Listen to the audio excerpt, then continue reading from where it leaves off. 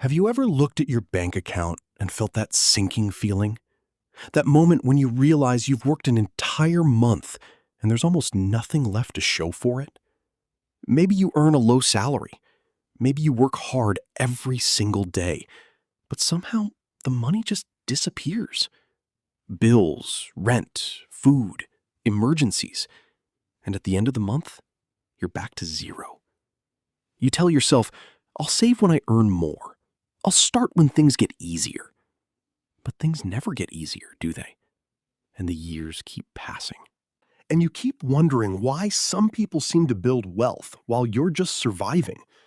This is the story of a man who earned almost nothing for most of his life, who had every reason to give up on ever building a future, and who discovered one simple habit that changed everything.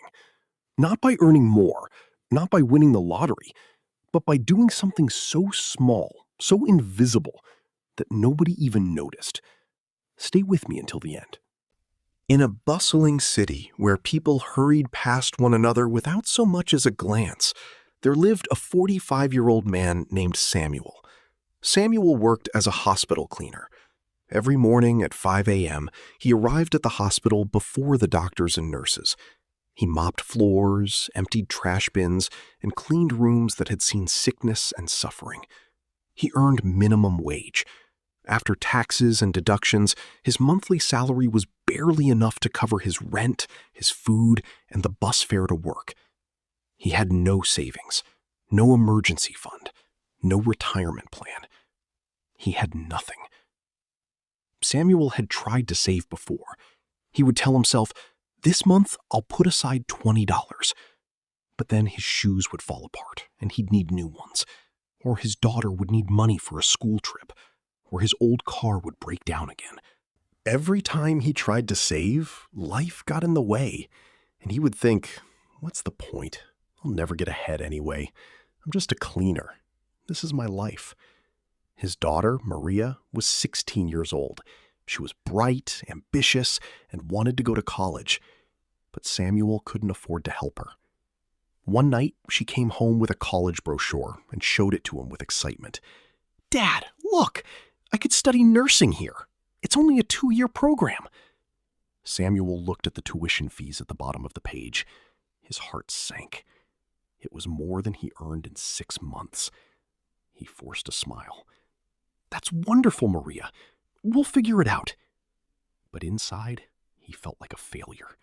He had worked his whole life and couldn't even help his daughter go to college. The next day at work, Samuel was mopping the hallway when he noticed a man sitting alone in the waiting area. The man was in his 70s, well-dressed and reading a book. He wasn't a patient. He was just sitting there, peacefully. Samuel didn't think much of it until the man looked up and smiled. "You work hard," the man said. "I see you here every morning. You never stop moving." Samuel nodded, not sure what to say. The man introduced himself. "My name is Mr. Chen. I come here every week to visit my wife. She's in the recovery wing." He paused. "Can I ask you something? Do you save money?" Samuel laughed, a bitter laugh. "Save? I barely survive. I earn minimum wage.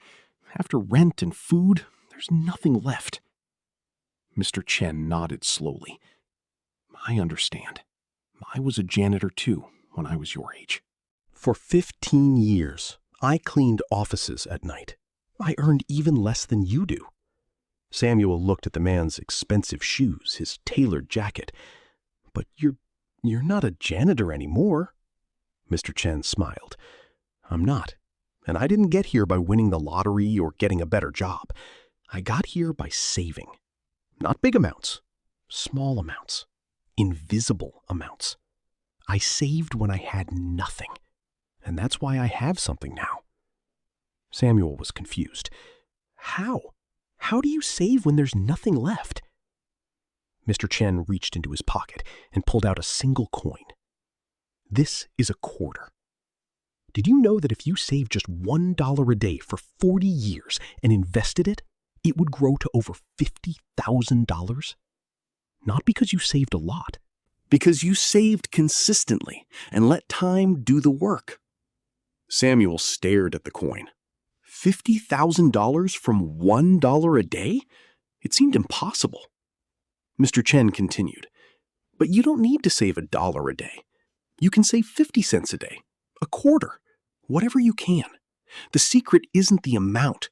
The secret is consistency and invisibility. You make it automatic. You make it so small that you don't even notice it's gone. And you leave it alone. You never touch it.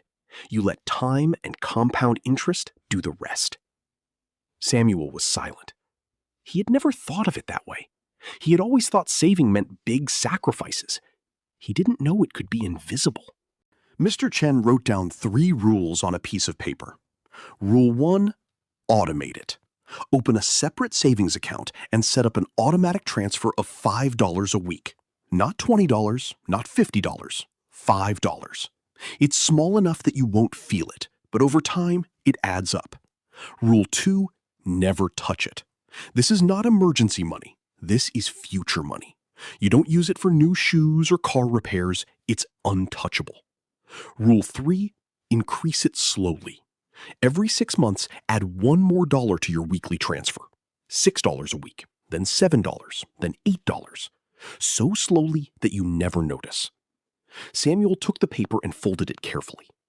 "That's it? That's the secret?" Mr. Chen nodded. "That's the secret. Wealth isn't built by big moves. It's built by small, invisible habits that compound over decades. You'll never become rich overnight, but in 15 years, you'll be shocked at what you've built." Samuel walked home that evening with a single thought in his mind. $5 a week. He could do that. He could skip 1 coffee, buy 1 less snack. $5 a week was nothing, but over time, it could be everything. The next day, Samuel went to the bank and opened a separate savings account. He set up an automatic transfer of $5 a week. It was so small that he didn't even notice it leaving his account. The first month, he forgot about it. The second month, he almost touched it. He had an unexpected expense, a new uniform. But he remembered Mr. Chen's words. This is future money. It's untouchable. He found the money elsewhere. He told himself, if I touch this now, I'll never build anything. And he left it alone. 1 year passed.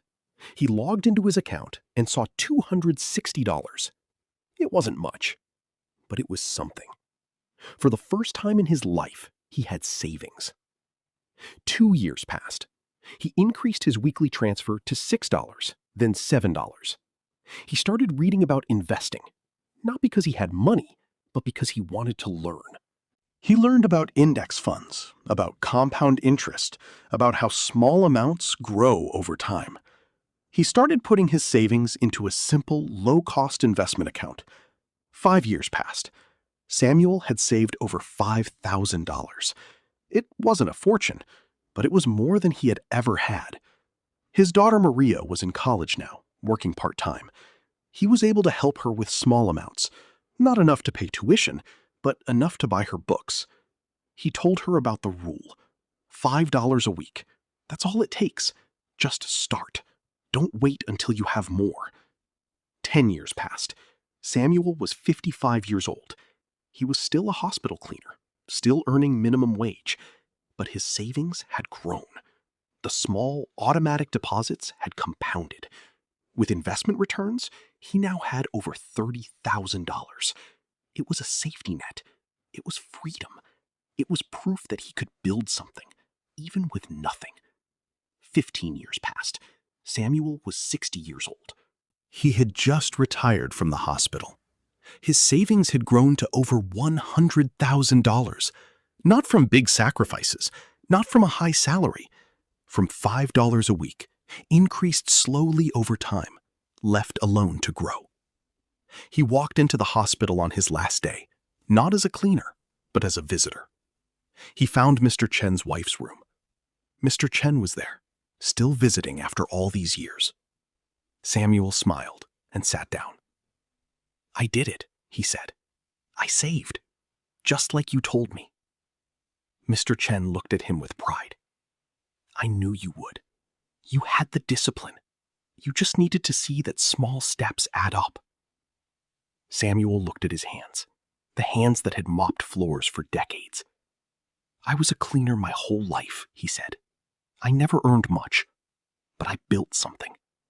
I have something to leave my daughter. Mr. Chen nodded. That's what wealth is, Samuel.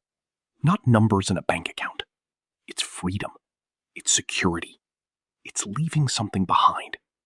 And you built it, one invisible dollar at a time. My friend Samuel's story is your story. If you've ever felt like you'll never get ahead, if you earn a low salary, if you've tried to save and failed. Here's the truth. You don't need to save a lot. You just need to start. You need to make it automatic, invisible, and untouchable. $5 a week. That's $260 a year. Over 15 years invested, it grows to thousands. Not because you won the lottery, because you were consistent, because you let time do the work. You don't need to be rich to build wealth. You need to be consistent. You need to start small and stay patient. So here's your challenge. Set up a separate savings account today. Put $5 a week in it. Automatic, untouchable. Leave it alone for 1 year, then 2, then 5. Don't wait until you earn more. Don't wait until things get easier. Start where you are, save what you can, and watch what happens when invisible habits compound into real freedom. If this story inspired you, give this video a like. Drop a comment. What's your $5 a week commitment? Share this with someone who needs to hear that they can build wealth too. And subscribe to this channel for more stories that change how you think about money and success. Until next time, remember, wealth isn't built by big moves. It's built by small, invisible habits that compound over time. Start today. Even $5 is enough.